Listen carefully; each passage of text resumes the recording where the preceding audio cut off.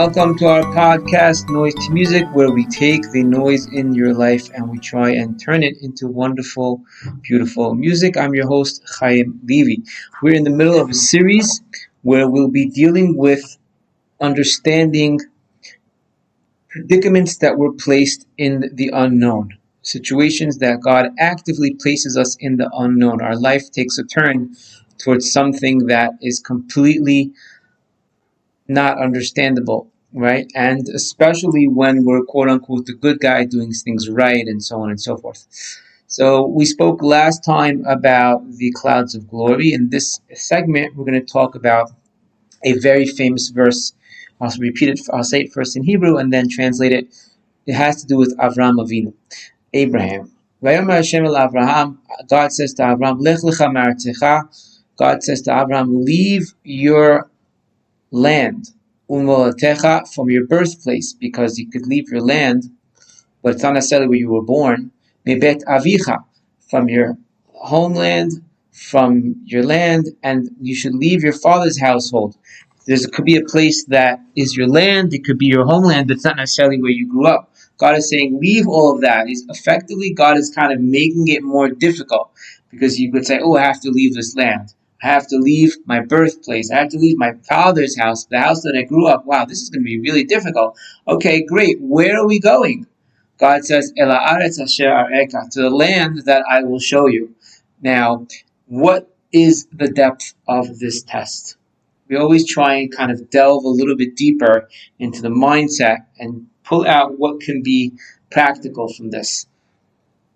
Seemingly, the test would be that Avram Avinu needs to travel. That he's got to leave his house, he's got to leave his land, he's got to leave his birthplace and kind of go on a walk, right? Go with his family. Avraham Avinu was around 75 years old. And, he was with Sarah. It was a few things not necessarily going right in his life currently. But that's not the depth of the test. The depth of the test is what we had said in the previous podcast about the fact that God says to him, Ela aretz asher areka, to the land that I will show you. What does that mean, the land that I will show you? Like, do you not know, God? Of course you know. So just tell me now. Are we going to a cold place and I should take my skis and I should take my snowboard? Or are we going to a hot place? Should I take my surfboard and take some suntan lotion? Like, I'll follow you everywhere. That's really not an issue. Just tell me where we're going. I kind of have to update the family. And here's the point. This is where it kind of really gives a little bit of a bite, which is, we'll do the right thing, but why does doing the right thing place me in a predicament where it's painful? Okay, I'll be a good person. I'll be honest. Like there's even like a saying, nice people or nice men finish last. Like I'll be the nice guy, but why do I got to finish last because of it? And here, we're dealing with God. We're dealing with a being that knows everything, that can control everything. The least you could do is tell me, hey, where are we going? Where do we end up? But we see the same point that we have been pointing out. We're kind of working on that right now, is we are placed in the world of unknown. God creates our life in a way that we're constantly being placed step after step in the world of the unknown, right? God knows what the answer is. God knows who you're going to marry. God knows what job you're going to get. God knows what house is going to be yours. God knows how many children you're going to have. So why not just kind of give me a heads up and I'll prepare for it. I'll do with what, I'll do accordingly. I'll do right with what it is that you take me to. But to leave me in the world of the unknown when you know, that's a challenge within itself. But we see once again that is the idea. That's kind of where God takes you.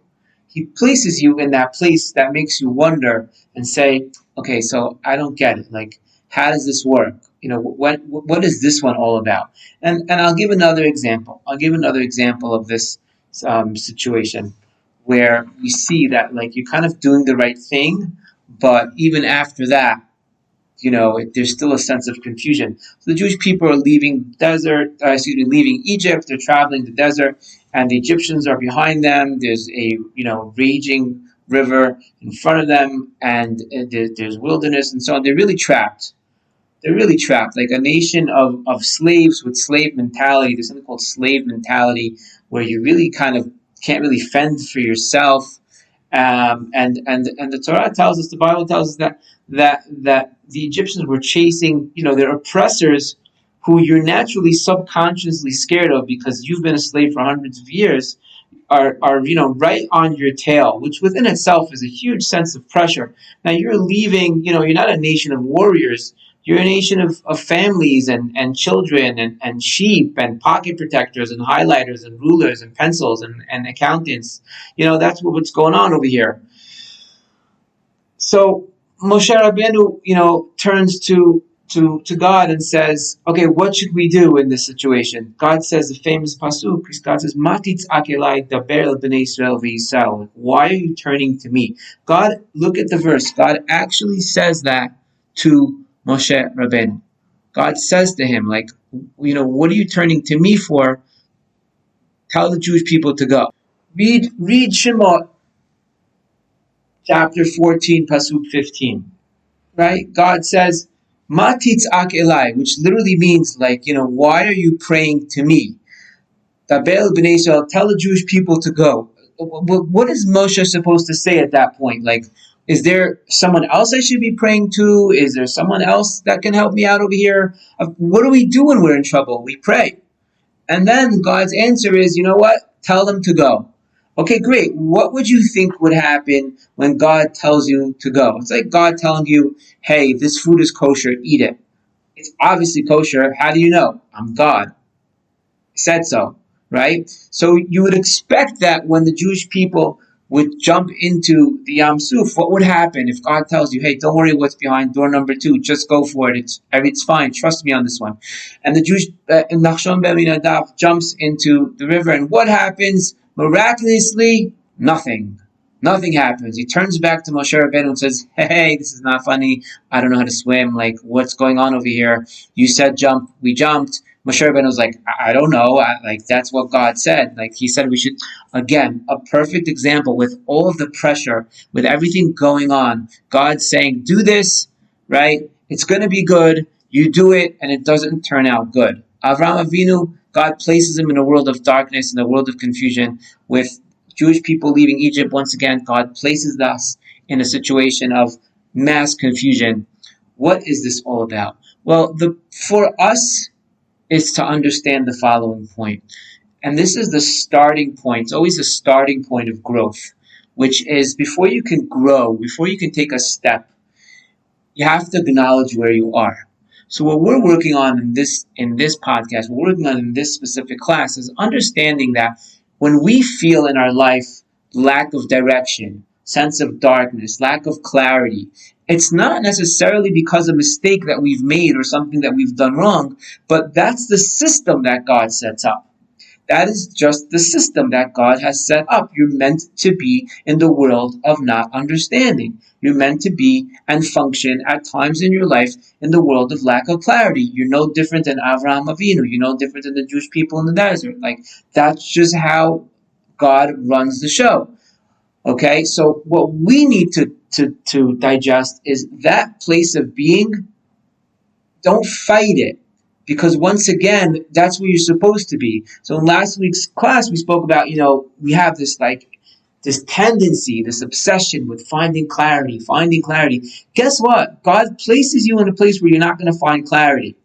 And he wants to see how you're going to react. We know the end of the story. We know Avraham Avinu, right, changed the world. We know what happened with the Jewish people, but that's not the point of this class. Don't look for that miracle. Don't look for that solution. Kind of marinate with the fact that, hey, God's placing me here right now. I need to digest it and, to be continued.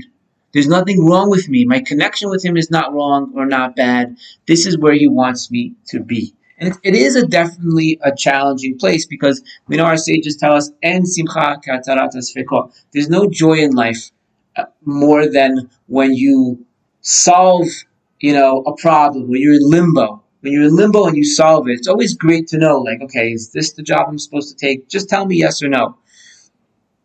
Is this the solution? Just tell me yes or no.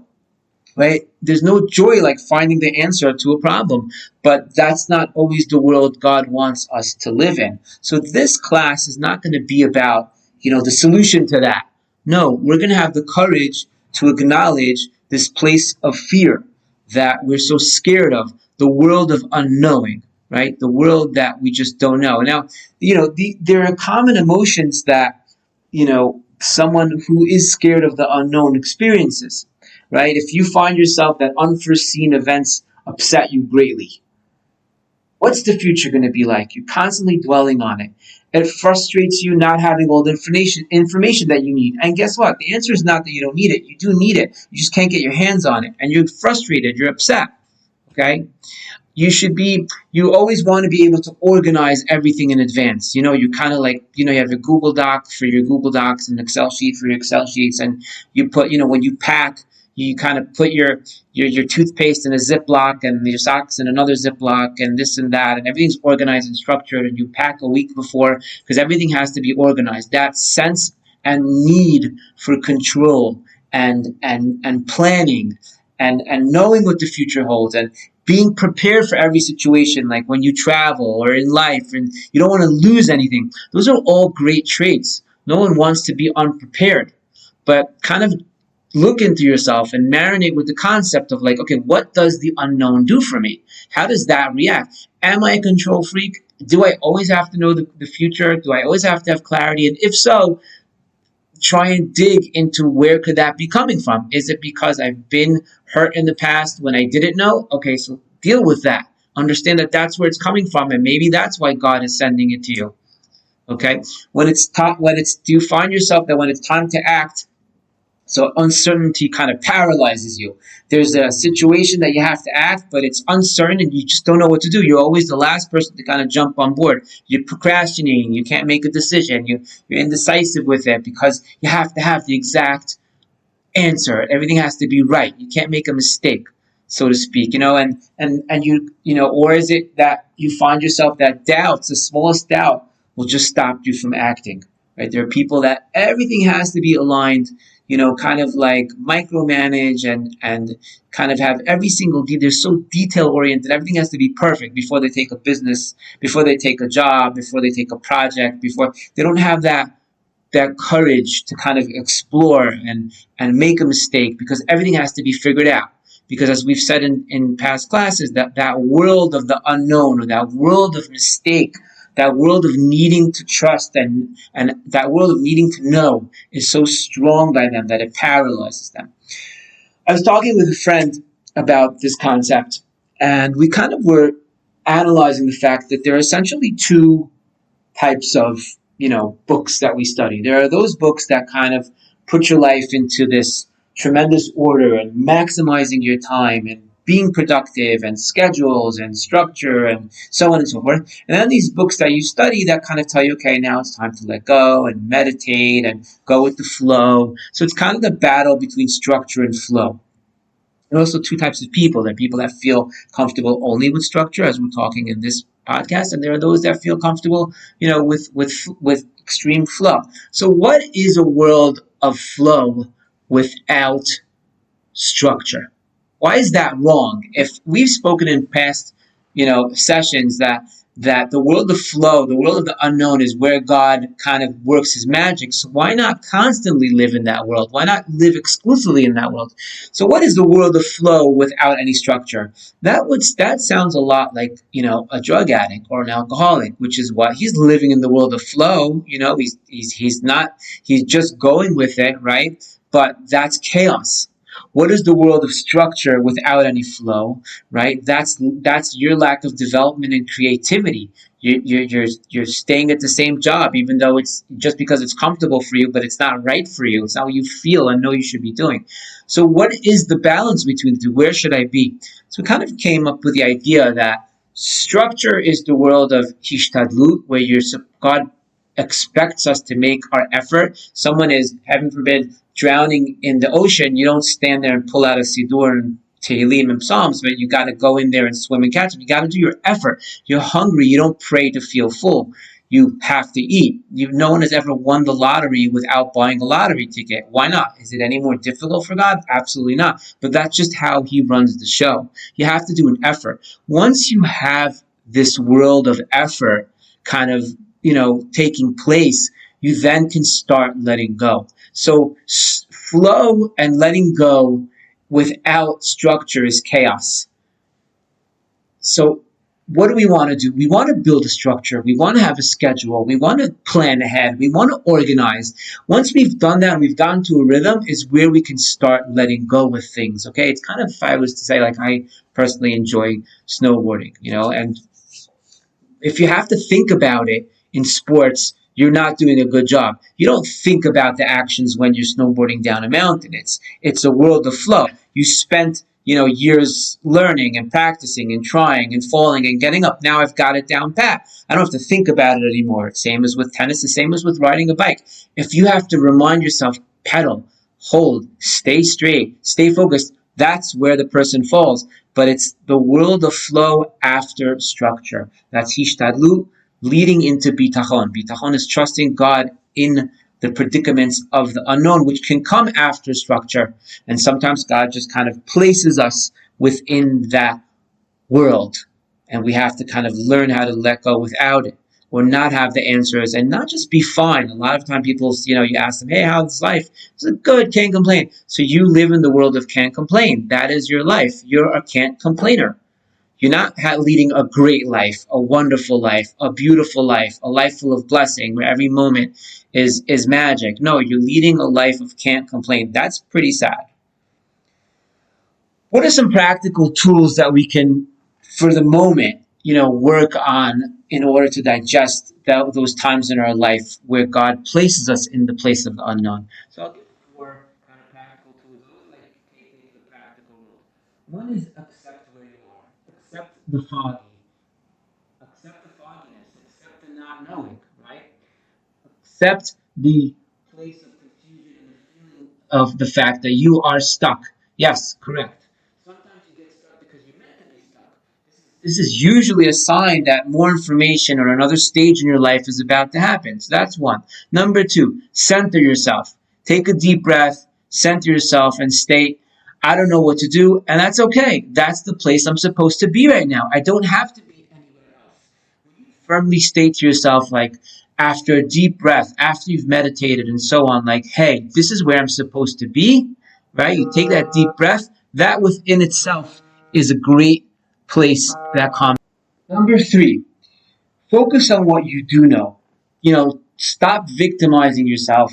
We've had this in the previous podcast where, stop playing victim and everything is over and making it dramatic. But focus on what you do know. When you're confused and you're stuck, then the repetitive thoughts that don't get you anywhere and don't have an answer, they just make it worse. They don't have a beginning, they don't have an end. So what should you do? Start focusing on, you don't have clarity, you don't know what to pack? Okay, got it. What do you do know? Avraham Avinu doesn't know what to pack? Great, I know God's leading me. Okay, fabulous. Let's start with my right foot forward.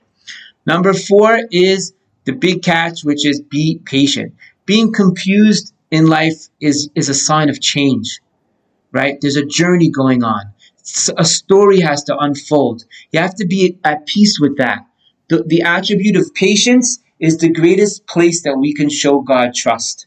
Is us saying to God, hey, I don't have an answer right now, but I'm patient because I know you know where I'm going. I feel like I'm going around in circles and so on and so forth, but guess what? I trust you because I know that you have an answer. The attribute of patience is really, without the answer, is reflecting to God how much we trust him. So we've discussed this world of the unknown. We're going to have another class on it and come up with some more ideas and also some more solutions and so on and so forth. But let's internalize that, and this fits so well in this fast-paced world that we're living in with what's going on in history and the times and so on and so forth. So once again, this is Chaim Levy, Noise to Music. Wish you a lot of success and enjoy. Catch you next time.